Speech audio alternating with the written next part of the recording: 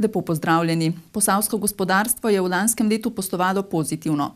Tako vsaj kažejo podatki Gospodarske zbornice Slovenije. Posavska podjetja so v letu 2018 ustvarila 4 milijarde 250 milijonov evrov prihodkov in med 90 in 100 milijonov evrov čistega dobička. Napovedi za letošnje leto so prav tako spodbudne.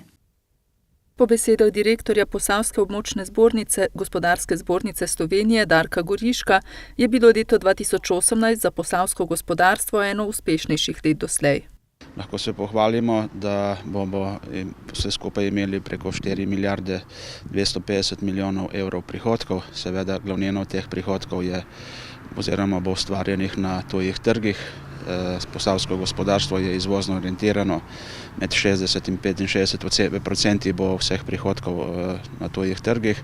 Tako na uvozni kot izvozni strani je ključna partnerica sosednja Hrvaška, zlasti po zaslugi družbe GEN-I, ključni artikel pa je električna energija. Glede novih trgov pa nekaj jih je na ravni Evropske unije, drugače pa so obetajoči trgi tudi južneje od nas, se pravi trgi bivše Jugoslavije, kjer so zelo pomembna Republika Srbija, Bosna in Hercegovina, pa tudi Črna Gora, pa seveda potem dol nižje proti vzhodu in pa seveda tudi vse tako imenovane overseas države, se pravi kontinent Avstralije, Združene države Amerike. Posavsko gospodarstvo beleži rast tudi na domačih trgih. Omenil bi rad, da bo nekje dobiček na ravni 90 in 100 milijonov, še nikoli ni bilo toliko. Tako da tudi po tem kazalcu je posavsko gospodarstvo zelo uspešno. Gorišek je ob tem izpostavil še rast skupne dodane vrednosti. Neke naše projekcije kažejo, da bomo presegli to mejo pol milijarde evrov in seveda iz dodane vrednosti potem se izvirajo tudi plače in tako naprej. Te najuspešnejše družbe tudi to dodano vrednost delijo med svoje zaposlene, kar nekaj takih je, ne bi izrazil same posameznike, pa vendar poudarek je na tem, da so k temu rezultatu prispevali pravzaprav čisto vse panoge v Posavju. Od energetike, ki je ključnega pomena za posavsko gospodarstvo, pa seveda predelovalna dejavnost, papirna industrija, tudi navsezadnje sadjarstvo, letos je bilo dobro leto. Ključni razlog za pozitivno poslovanje posavskih gospodarskih družb oziroma za rast je v tem, da so posavska podjetja uspela ujeti vlak svetovne rasti, poudarja Gorišek. Kljub temu, da se ta svetovna rast nekako ohlaja ali pa umirja, pa mi še vedno beležimo več kot 3% rasti izvoza na tujih trgih, iz tega tudi potem se izvirajo te ključni rezultati. Drugi razlog je v preudarnem in smernem načrtovanju programov. Veliko odnosov je tudi na ravni njihovih kupcev razpršeni, ti kupci so razpršeni, pravzaprav izvažamo na vse kontinente sveta, zato tudi te svetovni pretresi zaenkrat na nas ne vplivajo, bodo pa imeli čez kakšne 2-3 leta posledice tudi verjetno pri nas. A ne v taki meri, da bi lahko pričakovali nekaj drastičnega, še dodaja. Leto 2018 je bilo tudi eno bolj inovativnih let. Smo imeli kar lepo bero podjetij, ki so se prijavila na regijsko raven za inovacije in pa so ki so 3 ta ključna, ki pa so dobila tudi nagrade na nacionalni ravni, to so podjetje Kovis, Radeče papir in pa Bili Stadler. In kakšne so napovedi za letošnje leto? Gorišek kljub napovedanemu svetovnemu umirjanju v tem letu pričakuje rast. Mi načrtujemo, da bo tudi v prihodnjem letu boljše leto, kot je letos. Veliko podjetij se že pohvali, da ima pokrita naročila skoraj za celo leto. Tista, ki so bile včasih vezano na to krajše obdobje, recimo 3 mesecev, imajo naročila pokrita za pol leta, nekatera so pa celo tako dobra, da imajo celo rezervacije že za leta 2021 pa 2022. Rast prihodkov je načrtovana med 2 in 3%. Nekako zaposlovanje se bo umirilo, bo še vedno raslo. Velik izziv bodo kadri, ne toliko na novo zaposleni, pa vendar ti, ki se bodo upokojevali, prihaja generacija, najštevilnejša generacija, ki se bo upokojevala. Na drugi strani prihaja generacija, ki je najmanj številčna in že to, je velik razkorak med tema 2 generacijama. Do zdaj smo tudi ta problem reševali, tako da smo uvažali delavce, veliko je tukaj Bosna in Hercegovina, pa tudi druge države, Republika Srbija. Nekateri gredo že celo dlje, tudi do Ukrajine, Romunije in tako naprej. To bo en velik izziv zagotovo. Nove zaposlitve pričakujejo v gradbeništvu, predelovalni dejavnosti ter na področjih prometa in gostinstva. Gospodarske družbe so napovedale tudi nekaj investicij, predvsem v novo opremo in digitalizacijo. Občina Krško je jeseni porušila dotrajan stanovanjski objekt na Bohoričevi ulici v Krškem v neposredni bližini zgradbe občine oziroma upravne enote. Na isti lokaciji trenutno gradi nov objekt, v katerem bodo uredili 4 stanovanjske enote, v pritličnih prostorih pa bodo arhiv, garaža in skladišče za potrebe občine. Objekt je bil dotrajan, slabo vzdrževan in nefunkcionalen za potrebe današnjega časa, saj je bil grajen leta 1908. Dvoriščna stena v nadstropju in kleti je bila razpokana in posedena, stropne konstrukcije povešene, strešna konstrukcija in prvotna kritina dotrajana. Objekt je bil statično neprimeren za obnovo, zato je bila potrebna rekonstrukcija. Vsako priložnost, ki jo je možno izrabiti v starem mestnem jedru za to, da bi zgradili določeno stanovanje, izkoristimo. Tako smo uporabili tudi možnost, da na območju Bohoričeve 3 odstranimo stari objekt in ga nadomestimo z novim, kjer bodo 4 stanovanjske enote, namenjen seveda mlajšim družinam. Vse v smislu, da se v staro mestno jedro pripelje čim več mladih ljudi, ki potem pomenijo pravzaprav tisto življenje in uživljanje starega mestnega jedra. Naložba v višini 340 tisoč evrov v prvi fazi obsega gradbeno-obrtniška dela, v drugi fazi pa poleg obrtniških še inštalacijska dela. Rekonstrukcija bo predvidoma končana v letošnjem letu. Sicer pa je treba omeniti še to, da pridobivanje novih stanovanj oziroma gradnjo novih stanovanj izvaja tudi družba Rudar, ki je nedavno odprla obnovljeni samski dom pionirja, kjer je sedaj stanovanjski blok, načrtuje pa še nekaj novih stanovanj na območju menze, ki je bila takrat in bojo pač odstranili in tam zgradili še nekaj, mislim, okoli 10 dodatnih stanovanj. S tem se bo stanovanjski fond nekoliko povečal. Ta stanovanja bodo prav tako namenjena mlajšim prosilcem. Po vrsti obnov in novogradenj objektov na področju vzgoje in izobraževanja je v Krški občini podobna dinamika vlaganj predvidena tudi v letošnjem letu. Ena od teh je energetska sanacija telovadnice pri osnovni šoli 14. divizije na Senovem, v nadaljevanju pa sledi še ureditev doma 14. divizije. Na področju šolstva in predšolske vzgoje je cilj nadaljevati z obsežnimi obnovami oziroma novogradnjami in sicer z izgradnjo novega objekta osnovne šole dr. Mihajla Rostoharja v starem mestnem jedru, z izgradnjo novega nizkoenergetskega vrtca na Senovem ter izgradnjo nove podružnične šole in vrtca v Vedekem Podlogu. Na osnovni šoli Koprivnica v tem letu nadaljujejo z obnovo kuhinje, kurilnice, knjižnice in učilnic, začela se je tudi gradnja večnamenskega doma in vrtca na Zdolah. Energetske sanacije so potrebni še telovadnica pri osnovni šoli v Brestanici ter telovadnica pri osnovni šoli 14. divizije Senovo in dom 14. divizije. Objekt doma 14. divizije je sestavljen pravzaprav iz 2 delov. Eden je sam dom 14. divizije, druga pa telovadnica pri osnovni šoli in pa pri domu 14. divizije. V tem trenutku potekajo aktivnosti za dokončno projektiranje obnove telovadnice, namreč ne gre samo za energetsko sanacijo, ampak tudi za sanacijo vseh inštalacij, ki so že dotrajane, in predvsem inštalacije elektrike in prezračevanja. Tako da računam, da bo v kratkem to tudi sprojektirano, pridobljene vse dokumentacije in bi potem v letu 2019 to sanacijo, energetsko sanacijo in sanacijo inštalacij tudi izvedli. Obnova samega doma 14. divizije pa je nekoliko bolj oddaljena, dodaja Stanko. Računam, če bomo v letošnjem letu oziroma letu 2019 začeli z urejanjem dokumentacije, bo to že kar uspeh. Tako da seveda je pa ta naloga še pred nami in je potrebno ta dom tudi urediti, tako kot je bila urejen tudi Krški kulturni dom. Občina Sevnica nadaljuje z razvojem Lisce, priljubljene turistično-rekreativne točke. V sklopu postopne obnove Tončkovega doma po nedavni rekonstrukciji spodnjih prostorov z ureditvijo učilnice in sanitarij sledi celovita prenova glavne jedilnice. Obnova se je pričela v tem tednu in bo predvidoma trajala 2 meseca.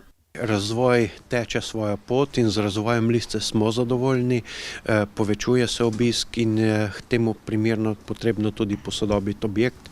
Občina kot lastnik je zelo aktiven lastnik tega objekta.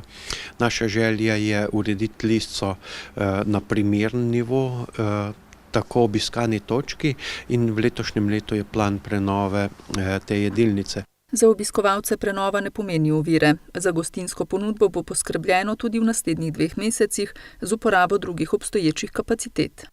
Kajti objekt je velik, gostinska ponudba se bo odvijala v drugih prostorih, ki so še na voljo. Za obiskovalce pa pomeni to kvaliteten preskok, kajti po prenovi bo objekt povsem drugačen in verjamem tudi bolj vabljiv. Obnovljena jedilnica bo dopolnila že obnovljene prostore Tončkovega doma na Lisci kot tudi okolico. Prenovo tudi financirajo na različne načine, po različnih programih in po različnih projektih. Tako da gradbeno prenavljamo Lisco, kot tudi vsebinsko preko projektov Razvoj Lisce za zdravo Posavje, kjer urejujemo posamezne zunanje ureditve, tudi daljnogled, pa stopnišča, različne informacijske table, pa tudi izobraževanje vodnikov, ki vodijo različne planinske ali pa naravovarstvene ture po Lisci kot naravni vrednoti po Jurkovi poti. Cilj občine Sevnica je postopoma prenoviti Lisco in uvesti dodatne programe. Zato, da bo Lisca res močna športno-rekreacijska naravovarstvena točka, ne samo v Sevnici, ampak v celotnem Posavju. Ambicija pa pripeljati tudi goste z druge strani Lisce, iz laške strani oziroma z celjske strani, za katere je ravno tako interes in je Lisca kvalitetna turistično pohodna točka. Po prenovi jedilnice pa v Tončkovem domu za prenovo ostane prostor ob točilnem pultu in še ena soba. Računamo na kakšen večji projekt Evropske unije za razvoj, da bi prenovili tudi zgornji del Tončkovega doma, predvsem pa dependanse, ki so praktično za odstraniti in za zgraditi nove, in da tam uvedemo, tako kot si želimo, program Centra šolskih in obšolskih dejavnosti. V organizaciji Centra šolskih in obšolskih dejavnosti je na Lisci z okolico lani poleti že potekal raziskovalni tabor, na katerem so študentje in dijaki iskali nove možnosti za oblikovanje osrednjega cilja tabora, vzpostavitve učnega okolja za mlade na Lisci. V nadaljevanju sledi nekaj kratkih vesti. Zveza kulturnih društev Sevnica vsako leto podeljuje priznanja in Prešernove plakete Zveze kulturnih društev Sevnica za dolgoletno uspešno in odgovorno delo ter posebne uspehe in dosežke na področju različnih oblik ljubiteljske kulturne dejavnosti. Ljubiteljska kulturna društva, skupine, krajevne skupnosti, javni zavodi in posamezniki lahko na podlagi pravilnika o podeljevanju Prešernovih priznanj in plaket Zveze kulturnih društev Sevnica in razpisa objavljenega na spletni strani občine Sevnica podajo predloge za podelitev priznanj in plaket in sicer še do srede 9. januarja. Priznanja in plakete bo Zveza kulturnih društev Sevnica podelila na osrednji proslavi ob kulturnem prazniku, ki bo 7. februarja v sevniški kulturni dvorani. V soboto so se plavalci celulozarjev v Celju udeležili prve tekme v letošnjem letu. Plavalo je 14 plavalk in plavalcev iz prve, druge in tretje selekcije. To je bila 4. in tudi zadnja tekma razvojnega pokala pred zimskimi državnimi prvenstvi. Uvrstitve med najboljših 10 v svojih kategorijah sta se veselila Janko Zole z 9. mestom na 50 metrov prosto in Ema Menoni s 4. mestom na 200 metrov mešano, 5. mestom na 100 metrov hrbtno ter z 8. mestom na 50 metrov prosto. Pred državnimi prvenstvi je tako ostala samo še ena tekma, tradicionalni Boštjanov Dr. Fig, ki bo 19. januarja v Kranju. Učenke osnovne šole 14. divizije Senovo so dosegle še en velik uspeh na svetovnem pokalu iz znanja, ki je konec novembra potekal v Združenih državah Amerike. Z finalnega tekmovanja, na katerem je sodelovalo 2300 udeležencev iz 58 držav, so namreč prinesle 5 srebrnih in 1 zlato medaljo. To so posnetki po vrnitvi Leje, Maje in Petre z tekmovanja, ki je potekalo februarja lani v Ljubljani. Poleti je sledilo uspešno tekmovanje v Barceloni in novembra še finalno tekmovanje v Združenih državah Amerike. Izkupiček je bil tudi tokrat izjemen. Z finalnega tekmovanja so dekleta namreč prinesla 5 novih srebrnih in 1 zlato medaljo. S tem so dopolnila bogato zbirko odličij iz Ljubljane in Barcelone. Poleg medalj so se dekleta razveselila še maskote tekmovanja, alpake. Veliki finale tekmovanja je potekal na prestižni univerzi Yale v New Havenu blizu New Yorka. Prvi dan smo se spoznali z ostalimi tekmovalci, drugi dan je bilo pa zares, smo začeli z debatami in z esejem. Potem smo imeli še nekaj drugih aktivnosti, ki so tudi v tem sklopu tekmovanja In zadnji dan, ko je bila razglasitev, smo se tudi poslovili in smo se odpravili proti našem zadnjem delu našega potovanja. Gledali smo si New York. Imeli smo več različnih tem, vsaka se je bolj potrudila na svoji. Mislim, da je vsaka dobila 2, pa smo mogli bolj podrobno poiskati, ampak smo se mogli učiti tudi druge. Ampak pač, ja. Imeli smo sociologijo, zgodovino diplomacije, literaturo, umetnost pa znanost. Tekmovanje poteka vse posod približno enako, teme so iste na vseh 2 delih. Kot je že Petra rekla, 2 testa sta, pisanje skupnega eseja, pač vsaka napiše svojega, sami pač v ekipah in se lahko pomagamo med sabo, pa seveda debate, ki so tudi nekako zelo težke. Priprave na zaključno tekmovanje, ki je potekalo na precej višjem nivoju kot predhodni 2, so trajale več mesecev. Pač učili smo se že celo poletje, pa ko smo prišli nazaj v šolo, smo se tudi vsak teden učili, pa tudi doma smo se pripravljali same. Velika čast je bilo zdaj sodelovati na tem tekmovanju. Večinoma so bile to šole iz angleško govorečih držav ali pa mednarodne šole, tako da se je naša mala šola uvrstila tako daleč, je bilo res neprecenljivo. Zelo sem ponosna na punce, fejst so delale, zelo so se učile. Poleti, ko smo se pripravljali za Barcelono, je še šlo, ker so bile počitnice in je bilo to edino, kar smo počeli, zdaj pa zraven šole se še za to pripravljati, ja, je bilo kar naporno. Tekmovanje učenkam zagotovo ostaja v lepem spominu in je izkušnja, ki bi jo z veseljem še enkrat ponovile. Ja, to je bila res nepozabna izkušnja in res smo veseli, da smo lahko sploh prišli do sem, ker pač vemo, da nimajo vsi take možnosti in pač zelo smo veseli, da smo se lahko udeležili tega. Zelo je fajn videti, da koliko je bilo vloženega truda in se vse skupaj obrestovalo.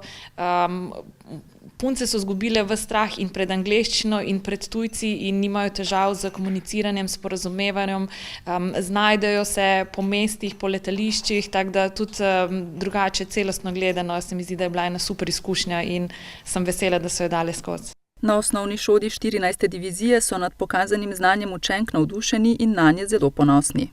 Tudi jaz sem izredno ponosen tako na vse 3 tekmovalke, kot tudi na mentorico. S tem smo dokazali, da tudi na majhnih šolah dobro delamo in se lahko kosamo z največjimi slovenskimi in tudi mednarodnimi šolami na tem področju.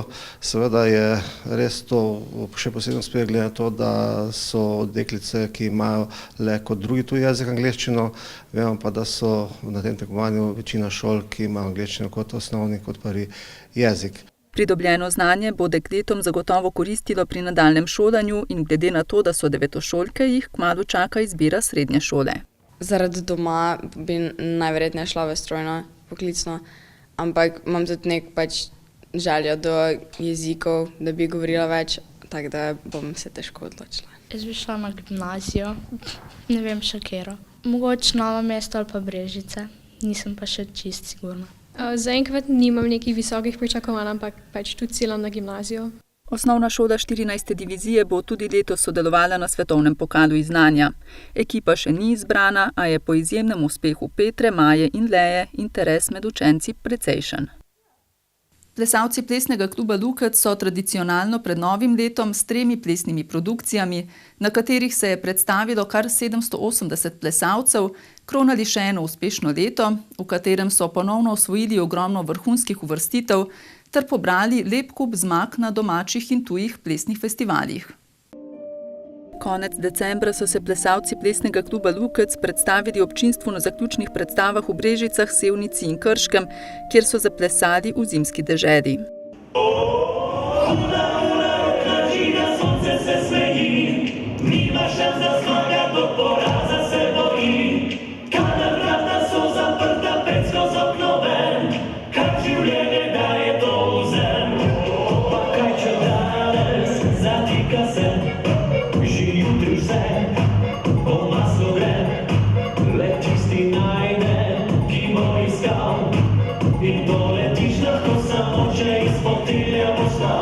To so posnetki iz Krškega, kjer je v 2 delih zaplesalo kar 410 nastopajočih.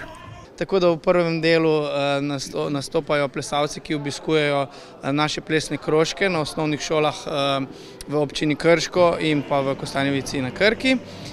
In sicer teh nastopajočih bo okoli 140. V drugem delu bodo pa zaplesali plesalci, ki obiskujejo naše redne programe v Krškem, in sicer okoli 270 plesalcev. Na produkciji se je predstavila zares pestra paleta plesalcev, od plesnega vrtca do otroških pop skupin, tudi tokrat pa seveda ni manjkalo vse bolj priljubljenega džeza in atraktivnih hip-hop točk. Ja, mi imamo v bistvu vse plesne zvrsti, od otroških plesnih programov, plesnega vrtca, potem male plesne šole, male šole stepa, pop skupin, potem pa seveda hip-hopa je zelo veliko.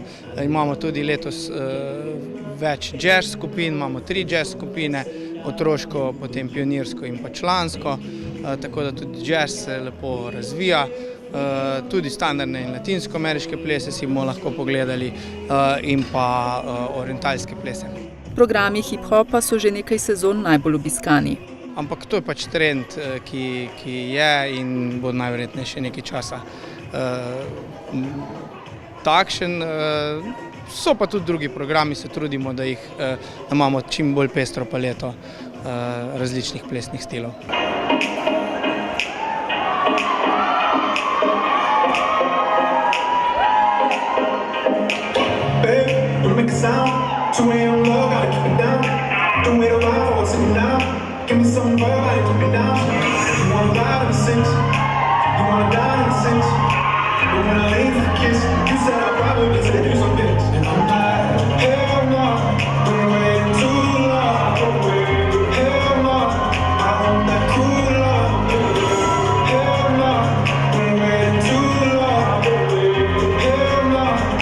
Veliko vlagajo v razvoj mladih plesalcev z namenom čimprejšnjih vključitev v tekmovanja. V plesnem klubu Lukec imajo kar nekaj tekmovalnih skupin, predvsem hip-hop pa tudi jazz. Zaradi menjave generacij pa je v stepu, ki je v klubu dolgo veljal za paradno tekmovalno disciplino, trenutno nekaj zatišja. Z letošnjim letom oziroma s preteklo sezono smo to člansko skupino smo nekako zaključili s tekmovalno kariero, v stepu govorim. Medtem ko hip-hop pa ima tekmovalne sekcije od pionirskih do članskih, tako da tam se, ker je taka masa ljudi, niti ne pozna ta menjava generacij. Pač pri stepu, ki je malo bolj specifična zvrst, pa je zdaj malo vmes, malo zatišja.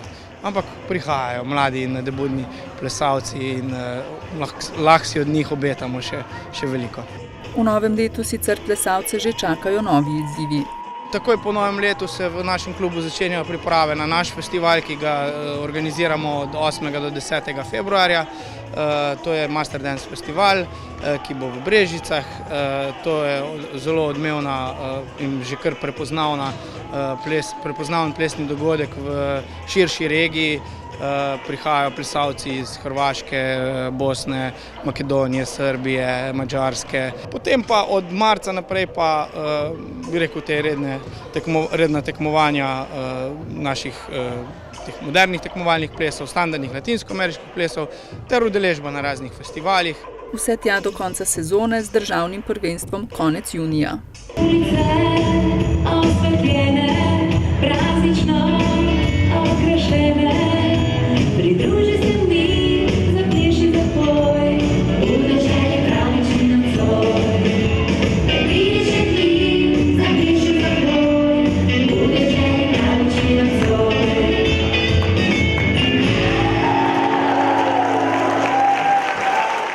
Za konec pa še v Kostanjevico na Krki. V novih prostorih galerije Božidar Jakac je na ogled razstava 3 mednarodno uveljavljenih sodobnih umetnikov, ki živijo in delujejo na širšem področju Gorice. Franka Duge, Roberta Kostordeta in Đorđa Valvazorija. Razstava je nastala v čezmejnem projektu Pilonove galerije Ajdovščina in deželne ustanove za kulturno dediščino Furlanije Julijske krajine in predstavlja v zadnjih 2 desetletjih nastalo, slogovno in vsebinsko povsem različno likovno produkcijo umetnikov, ki se tokrat prvič predstavljajo skupaj v triu. Francesco Dugo je grafik, ki se v svoji likovni poetiki zelo naslanja na stare mojstre grafike, predvsem Dürerja in pa Rembrandta.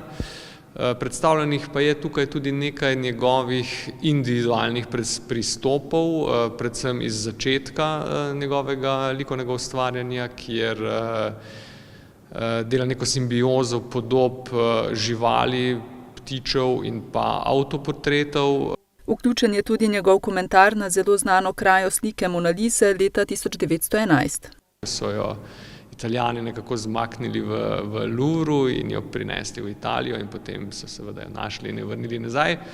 To je nekako v eni seriji grafik poskušal pokomentirati. Kar ponuja Valvasori je igra nasprotij, za katero izbere elemente, materiale in oblike, ki so vezani na bistvenost geometrije in prostora, blaga in lesa, železa in svinca. V enem prostoru z eno prostorsko zvočno inštalacijo, ki gledalca seveda nagovarja v dialog s samim prostorom in pa samim delom. V drugih inštalacijah pa v drugem prostoru pa poskuša prikazati ta svoj način pravzaprav pristopa do gradnje objekta v prostoru, kjer najprej vse skupaj zgradi v risarski tehniki, idejo najprej prenese na papir in potem počne to počasi materializirati. Kusterle, ki se je nekoč ukvarjal s slikarstvom, se predstavlja kot izjemen fotograf. Z tudi nekimi različnimi spoji nekih bitij, bi lahko rekli, kjer pravzaprav več ne ločimo mejnice med človekom, naravo in živalmi, drevesi, spolom, torej prihaja do nekih metamorfoz, nekih zlitij, nekih fuzij in pred nas stopijo neke povsem nove podobe, ki nas seveda v teh velikih formatih zelo ekspresivno nagovarjajo. Razstava, ki je na ogled še do 10. februarja, je v novih prostorih nasledila razstavo Obrazi ekspresionizma, ki je bila deležna dobrega odziva tako pri obiskovalcih kot strokovni javnosti. Načrti za letošnje leto so v galeriji Božidar Jakac spet precej smeli. Eden od poglavitnih in pomembnih zadev naše galerije bo gostovanje na Češkem, v Kutni Hori, kamor bomo 15. junija prenesli in takrat odprli razstavo Obrazov ekspresionizma. Postavitev na Češkem bo nekoliko drugačna, bomo dodali še neka dela, ki jih zdaj zaradi nekih administrativnih zadev iz Češke v Slovenijo nismo mogli prenesti, tam bodo na ogled. In pa seveda v novem prostoru bodo ta dela nekoliko prirejeno postavljena, verjetno bo majčkena korektura na samem izboru, prilagojena prostoru in bo seveda razstava delovala čisto na novo. V tem letu bodo dali poudarek mednarodnemu sodelovanju z dvema inštitucijama iz Bosne in Hercegovine. Ena od teh je njihov nacionalni muzej za likovno umetnost.